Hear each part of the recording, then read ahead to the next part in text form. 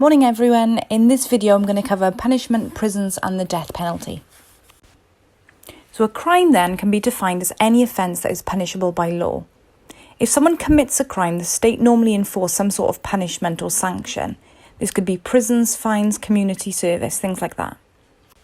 However, each different type of punishment tends to have its own aim.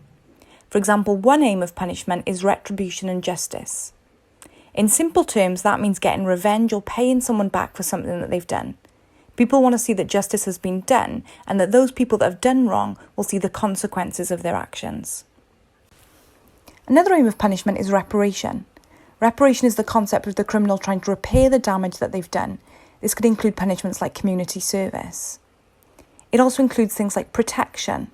Punishments like prison give society a sense of protection as it removes the criminal from society and limits their opportunity to commit further crimes. One of the most common aims of punishment today is rehabilitation. Rehabilitation refers to the process of trying to teach the criminal how to be a law-abiding citizen. That means that when they re-enter society, they're aware of the norms and values that's expected of them. The final aim of punishment is deterrence. One of the aims of punishment is to deter or discourage other people from committing similar crimes. For example, in some Muslim countries, they use strict punishments like the death penalty. This is done in public to warn others of the consequences of committing crime and hopefully put them off. In the UK, we still believe that criminals have human rights and deserve to be treated with dignity and respect. Because of this, we don't allow things like capital punishment or any violent punishments like using the cane in school. The attitude as to which punishment is best tends to change depending on the political leadership. For example, David Cameron argued that we need to move away from locking prisoners up, as he argued it cost taxpayers over £30,000 a year. However, the current Prime Minister, Theresa May, has moved away from rehabilitation methods like community service and instead has said that prison works. The main objectives of the prison service are to protect the public by holding prisoners securely, by rehabilitating criminals so that they learn from their mistakes, and by providing a safe and well-ordered establishment to treat prisoners humanely and lawfully. However, the attitude towards punishment in Muslim countries can be very different. The Sharia law points to four main aims of punishment. These include to protect society so that everyone can live peacefully, to publicly show that justice has been done so that society feels safe, to deter others from committing crime, and to reform the criminal so that they become a law-abiding citizen. In Muslim countries, most of the punishments are done very publicly to warn others not to commit crimes themselves. Imprisonment is used in Muslim countries to protect society from antisocial criminals. Islamic punishments laid out in the Quran and Sharia law can seem very harsh. For example, cutting off the hand of a thief or 100 lashes for somebody who's caught in adultery. As I said previously, Muslim countries do also allow capital punishment. This is based on teachings from the Quran, such as the one from Surah 5 that says, "The punishment of those who wage war against Allah and His Messenger, execution or crucifixion or the cutting off of hands and feet from opposite sides or exile from the land." However, in 2018, the UK government conducted a report on the application of Sharia law in the UK. This report stated that Sharia law could not be practiced at the expense of UK laws, and that only state laws and punishments were legally binding. However, in Islam, strict punishments are only given as a last resort. Islamic courts will look into the family circumstances. For example, if someone steals because they're living in poverty, they'll be looked on more kindly than someone who steals for greed. The Quran teaches that judgment and punishment ultimately belongs to God. However, we still have a duty to ensure that justice is preserved. Everyone should put justice first, as it says in the Quran, stand up firmly for justice as a witness to God. However, as much as Islam allows strict punishments, Muslims recognise that Allah is merciful to those who seek His forgiveness, and as such we should also promote forgiveness in our own actions. For example, Allah is described as the most merciful and master on the Day of Judgment. Traditional Christian and Roman Catholic attitudes to punishment recognise the importance of retribution, that if someone has done something wrong, then they should be punished for it. This is based on the Old Testament verse, an eye for an eye, a tooth for a tooth, a life for a life. What this meant was that if someone wronged you or committed a crime against you, then you would receive a punishment that's in equal measure. In many ways, capital punishment, like we still see in America, still works off this principle, that if you take someone's life, your life will also be taken. However, in 2014, Pope Francis spoke out against the traditional view of punishment. He argued that although there's a need for punishment to fit the crime, retribution can't be the only aim of punishment. He believed that punishment also needs to allow the person to change and become a better person. When talking about retribution, he said, God does not do this with us. God, when he forgives us, he accompanies us and helps us along the way. This is the love of God, and we must imitate it. Society must imitate it. Today, Catholics see the aim of punishment is to rehabilitate criminals and help them change. Like Protestants, Catholics feel it's their duty to work with prisoners and ensure their dignity is maintained. Pope Francis has spoken about the importance of actually meeting criminals and working in prisons. He said to encounter the living God, it is necessary to tenderly kiss Jesus' wounds in our hungry, poor, sick and incarcerated brothers and sisters. His argument was that in order to feel close to God and carry out his work, we need to go to the places that are most desperate. Jesus made a similar statement when people criticised him for eating with tax collectors and sinners. Therefore, prison ministry is very important to all Christian denominations. In Mark 2, Jesus says, "It is not the healthy that need a doctor, but the sick. I have not come to call the righteous, but sinners." Therefore, Protestants will try to follow the example of Jesus and believe that justice and compassion are the priority. Everyone is equal and worthy of respect. Jesus recognised the difference between social laws and religious laws. Crimes committed against the state should be punished by the state. In Mark 12 he says, "Give back to Caesar what is Caesar's and give to God what is God's." Whilst they recognise that punishment is part of our legal system, criminals shall also be treated with respect. For Protestants like Methodists, the aim of punishment is not to get revenge or retribution, as this would go against the teaching to turn the other cheek. Instead, punishment should rehabilitate the offender and allow them to return to society. The Protestant Church have many prison chaplains. These work within the prisons to support prisoners, prison workers, and to conduct services or to consult with governing bodies on prison welfare. They argue that the Bible makes it clear that whilst prisons exist, Christians have a duty to help prisoners. Even today, for a prison to exist, it has to have a prison chaplain. Traditionally, a chaplain is a priest, pastor, or religious leader of some sort. Chaplains are often placed in non-religious institutions like hospitals, schools, universities, and prisons to offer spiritual support. Prisons are legally required to have a prison chaplain. Whilst traditionally this has been predominantly Christian, prisons today have chaplains from a wide range of religions and occasionally humanist leaders as well. So what role then do prison chaplains have? Well, their main responsibility is to tend to the spiritual and emotional needs of prison inmates. Many inmates rely on prison chaplains to discuss spiritual matters with them. They may have questions about how to reconcile their crimes. They might have questions regarding forgiveness for their crimes. Some inmates may turn to religion for the first time as a way to try and find emotional strength to survive their prison term. Another role that a prison chaplain might have is counselling. Prisoners might be struggling with things like drug and alcohol addiction. They may have difficulty in controlling their anger. Prison chaplains may be available to offer counselling on these issues. Prison chaplains may also be in charge of organising religious programmes and services for inmates. For example, they might conduct things like daily prayer or Holy Communion when it's needed. They also work to maintain the ethical standards of prisons. Prison chaplains frequently have a hand in supporting prisons to ensure that they maintain their ethical standard of prisoners. For example, they ensure that prisoners are treated with dignity and have their human rights maintained. One Quaker and prison chaplain, Kate Johnson, said, "You are there primarily for the inmates. Most offenders are also victims. That doesn't mean that we feel sorry for them, but we do offer them enough compassion." Her Majesty's Prison Manchester, formerly known as Strangeways, is a high-security adult male prison. It's one of the few prisons in the country that houses Category A prisoners. Caring for them pastorally is a team of chaplains. The Reverend Joe Calladine is one of the Anglican chaplains there. Their first task in the mornings is to be briefed on new prisoners that have arrived overnight. We go on to see them, and quite often we're the first member of staff that they will see first thing in the morning. Partly it is to, it's pastoral, make sure they're okay, have they contacted their family, how they're feeling, particularly if they're new in. I think that's when reality really hits, that first night in jail. I manage a large team of several Christian denominations and also other faiths as well. We have imams, rabbis, Sikh minister, Hindu minister, all on our team, as well as a Buddhist chaplain. We had about 10 prisoners come in this morning.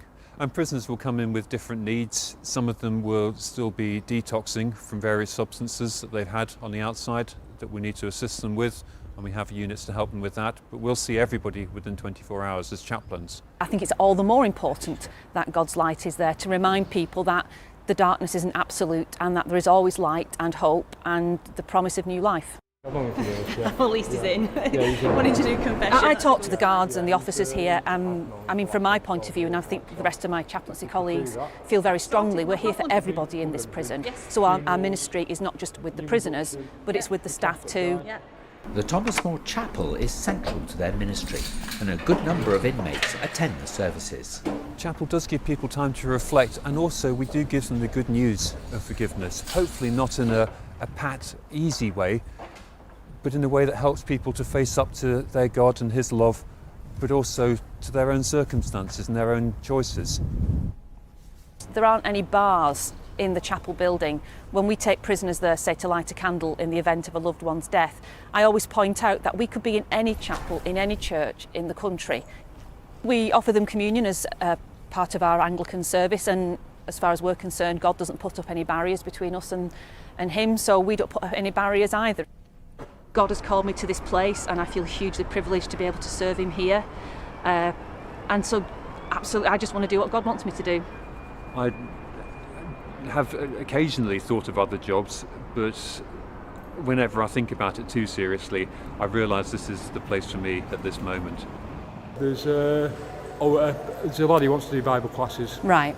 Can't think of his name. Just 1 minute. I believe a person is worth more than their worst action.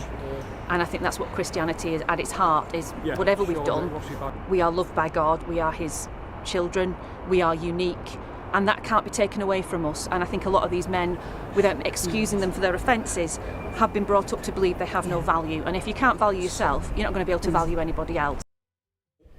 We've been in prisons really since prisons have begun, as far as this country is concerned. But in formal terms, there's a Prisons Act from the 1950s, which specifies that in order for a prison to exist, there needs to be a governor, a medical officer, and a Church of England chaplain. And that act actually is still in force. So the role of the chaplain within a prison is actually enshrined in legislation and is central to the prison's existence. But I do see myself as having a role as a kind of advocate for prison chaplains.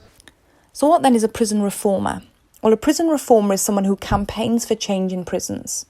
Britain has a proud history of prison reformers, many of whom have acted on their religious faith and personal conviction. Some examples include people like John Howard and Elizabeth Fry, who's often seen on the £5 note. So John Howard was a committed Calvinist or early Protestant. He inspected prisons in the late 18th century and found them to be diseased, dirty and corrupt. At the time, most prisons were privately run and were motivated by profit. He gave evidence in Parliament that recommended that the conditions and practices should be improved. John Howard urged the government to provide essential provision including clean running water, separate cells for men and women, access to a doctor, and more prison officers to support and ensure the safety of inmates. As a Christian, he was inspired by the example and teaching set by Jesus.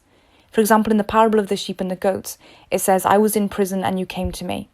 Truly I say to you that you did it to one of these brothers of mine, even in the least, you did it to me." Another example of a prison reformer is Elizabeth Fry. She lived in the 19th century and was a committed Quaker. She dedicated her life to improving the state of British prisons after visiting Newgate Prison in London in 1813. Fry was a passionate supporter of education in prisons and campaigned to reform prisoners, teaching them right from wrong, rather than simply isolating them from society. She felt that this was a more compassionate option. She's most famous for teaching female prisoners to read and write by holding Bible reading sessions with inmates.